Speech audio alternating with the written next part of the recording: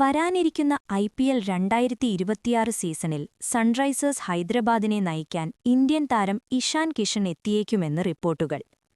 ടീമിന്റെ സ്ഥിരം നായകൻ പാറ്റ് കമ്മിൻസ് പരിക്കിനെ തുടർന്ന് വിട്ടുനിൽക്കുന്ന സാഹചര്യത്തിലാണ് മാനേജ്മെന്റ് ഇത്തരമൊരു നീക്കത്തിന് ഒരുങ്ങുന്നത്.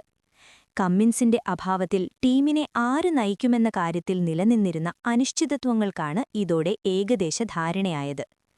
കഴിഞ്ഞ കുറച്ചുകാലമായി പുറംവേദനയെ ബാക്ക് ഇഞ്ചുറിയെ തുടർന്ന് വിശ്രമത്തിലായിരുന്ന കമ്മിൻസിന് IPLന്റെ ആദ്യഘട്ട മത്സരങ്ങൾ നഷ്ടമാകുമെന്ന് ഉറപ്പായിട്ടുണ്ട്.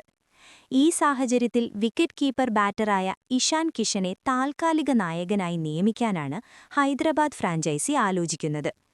യുവതാരം അഭിഷേക് ശർമ്മയുടെ പേരും നായകസ്ഥാനത്തേക്ക് ഉയർന്നുകേട്ടിരുന്നെങ്കിലും ഇഷാന്റെ നായകത്വത്തിലുള്ള പരിചയസമ്പത്താണ് അദ്ദേഹത്തിന് തുണയായത്.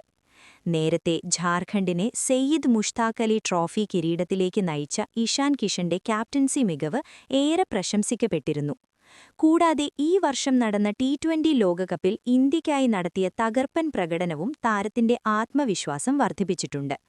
ഓപ്പണിംഗിൽ അഭിഷേക് ശർമ്മ ട്രാവിസ് ഹെഡ് സഖ്യം തുടരുമ്പോൾ ഇഷാൻ 3-ാം നമ്പറിൽ ബാറ്റ് ചെയ്യാനാണ് സാധ്യത. കമ്മിൻസ് എപ്പോൾ ടീമിനൊപ്പം ചേരുമെന്ന കാര്യത്തിൽ ക്രിക്കറ്റ് ഓസ്ട്രേലിയയോ സൺറൈസേഴ്സ് മാനേജ്മെന്റോ ഔദ്യോഗിക സ്ഥിരീകരണം നൽകിയിട്ടില്ല. IPL 2026 ഹൈദരാബാദിന്റെ ആദ്യ മത്സരം മാർച്ച് 28-ന് റോയൽ ചലഞ്ചേഴ്സ് ബംഗളൂരുവിനെതിരെയാണ് നടക്കുന്നത്. ഇഷാൻ നായകനായി എത്തുകയാണെങ്കിൽ താരത്തിന്റെ IPL കരിയറിലെ പുതിയൊരു അധ്യായത്തിനാകും ക്രിക്കറ്റ് ലോകം സാക്ഷ്യം വഹിക്കുക.